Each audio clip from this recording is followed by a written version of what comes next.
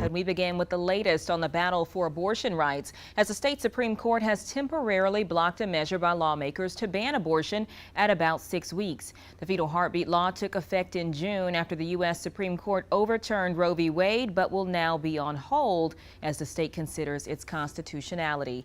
We took a closer look at the decision and what it means for South Carolinians going forward. The future of abortion in South Carolina took another turn Wednesday as the state's so-called fetal heartbeat law was temporarily blocked by the state Supreme Court. The decision comes amid ongoing litigation by abortion rights advocates who argue the 6-week ban is a breach of the state constitution.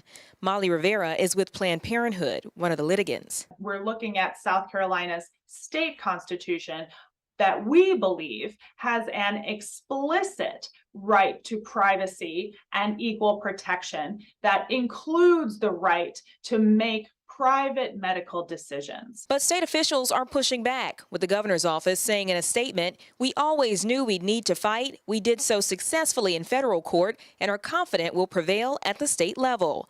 Meanwhile, the state attorney general's office emphasizing it's just a temporary block. But Melissa Burnett, an attorney for abortion rights advocates in the case, says the court's decision suggests otherwise. The South Carolina Supreme Court would not have issued a unanimous decision on a temporary injunction if there was not some good cause to believe that we have a fighting chance to prevail in the end. As the litigation continues, so does the reaction, with Joe Cunningham, the Democratic gubernatorial nominee, calling the court's decision great news after a, quote, blatant government invasion of privacy.